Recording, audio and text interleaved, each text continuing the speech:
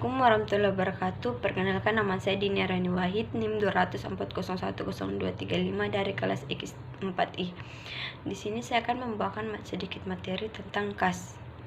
Kas merupakan aset yang paling tidak produktif dibandingkan aset lainnya. Ada beberapa motif kenapa perusahaan harus memegang kas. Yang pertama, motif transaksi.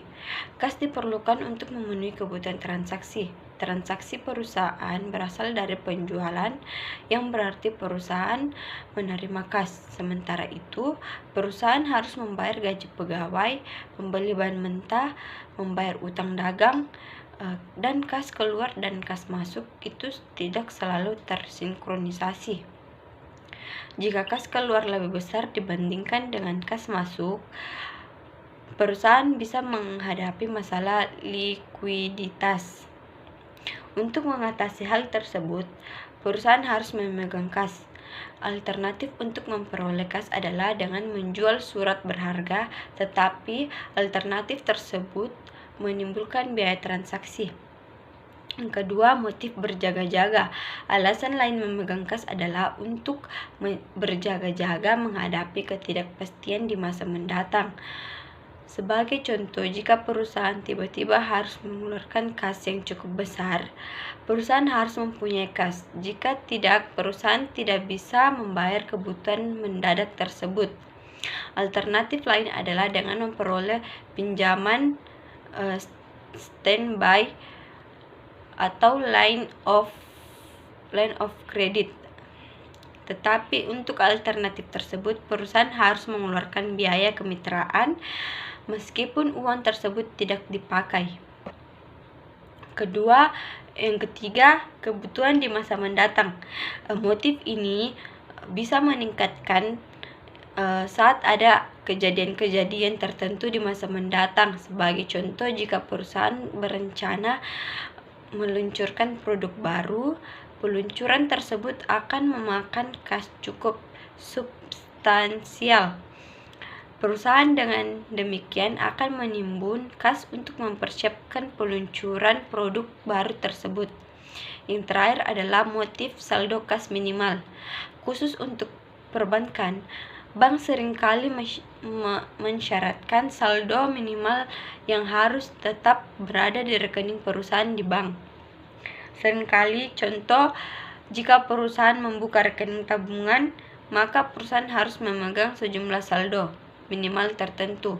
Karena itu, saldo kas tidak mungkin ditekan sampai nol. Persyaratan saldo kas minimal tertentu tersebut tentu akan berpengaruh terhadap saldo kas perusahaan. Sekian dari saya. Materi selanjutnya akan dilanjutkan oleh teman saya. Assalamualaikum warahmatullahi wabarakatuh. Assalamualaikum warahmatullahi wabarakatuh. Baiklah, saya Anidian Kurnia selaku pemateri yang terakhir akan melanjutkan pemaparan materi dari pemateri yang pertama, yaitu Saudari Dini Aryani Wahid. Langsung saja, dalam usaha meluaskan pasar, pada umumnya perusahaan menjual hasil produknya secara tangguh atau kredit yang melahirkan suatu piutang. Kemudian diadakannya juga penagihan untuk kembali menjadi suatu uang tunai. Jadi siklus kas perusahaan dimulai dari yang pertama kas, selanjutnya persediaan, langsung piutang, lalu kembali ke kas. Ide umum manajemen kas adalah mempercepat pengumpulan penerimaan kas dan memperlambat penyebaran kas. Perusahaan ingin mempercepat pengumpulan piutang dengan dagang sehingga dapat memanfaatkan uang tersebut lebih cepat. Adapun metode yang didesain untuk mempercepat proses pengumpulan piutang yaitu yang pertama, mempercepat persiapan dan pengiriman. Selanjutnya yaitu mengurangi waktu saat pembayaran diterima oleh perusahaan yang tetap merupakan dana yang belum terkumpul. Dan yang terakhir yaitu mempercepat pengiriman pembayaran dan para pelanggan kepada perusahaan. Adapun beberapa cara untuk mempercepat proses pengumpulan dalam rangka memiliki lebih banyak dana yang siap digunakan, yaitu yang pertama, early billing. Yang dimaksud dari early billing itu cara mempercepat pengumpulan piutang dengan mengirimkan tagihan kepada pelanggan lebih awal. Nah, selanjutnya yaitu lockbox system, di mana perusahaan menyewa kotak pos lokal dan memberi kuasa kepada banknya untuk mengambil kiriman uang di dalam kotak tersebut. Pelanggan juga dikirimi tagihan dengan perintah untuk mengirimkan pembayarannya ke dalam kotak pos tersebut. Selanjutnya yaitu concentration banking, di mana perusahaan menentukan berbagai pusat untuk pengumpulan pembayaran di berbagai wilayah tersebut sesuai dengan pembayaran penjualannya. Adapun tujuannya adalah untuk mempersingkat waktu antara saat pelanggan melakukan pembayaran dan pada saat perusahaan menggunakan uang tersebut. Dan selanjutnya yaitu memperlambat pengeluaran kas, di mana catatan kas yang ada dalam pembukaan perusahaan jarang menunjukkan sama dengan jumlah yang tersedia di bank, di mana perusahaan memiliki rekening kas di bank tersebut. Pada umumnya, dana tersedia di bank lebih besar daripada saldo kas yang ada di dalam catatan buku perusahaan tersebut. Dan yang terakhir yaitu saldo kas yang dipertahankan.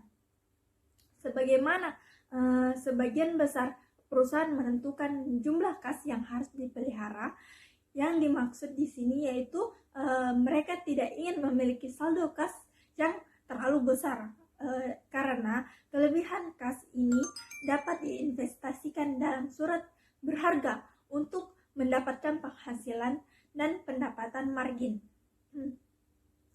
Semakin besar tingkat pendapatan surat berharga, berarti semakin besar pula opportunity cost yang harus ditanggung perusahaan karena saldo yang menganggur.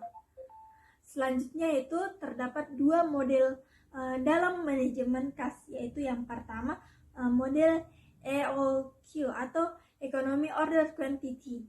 Model ini juga digunakan dalam manajemen persediaan dan juga untuk menentukan saldo kas yang optimal. Model ini menyediakan kerangka konseptual yang digunakan untuk memecahkan masalah manajemen. Dalam model ini, biaya penyimpanan kas diseimbangkan dengan biaya transaksi yang tetap, yaitu dengan mengubah surat berharga menjadi kas atau sebaliknya. Selanjutnya yaitu model Miller dan Orr. Model ini cocok untuk saldo kas yang berfluktuasi secara random, yang dimana di sini ialah apabila saldo kas mendekati batas bawah, perusahaan harus menjual surat berharga untuk menambahkan saldo kasnya.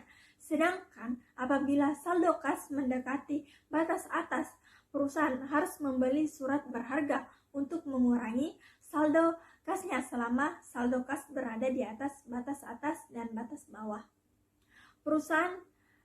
Selama itu perusahaan juga tidak melakukan suatu transaksi. Tujuan model ini adalah untuk menyediakan saldo kas dengan biaya total yang minimal. Itulah, baiklah, sekian pemaparan dari materi kelompok saya tentang manajemen kas dalam keuangan syariah. Kurang lebihnya mohon dimaafkan.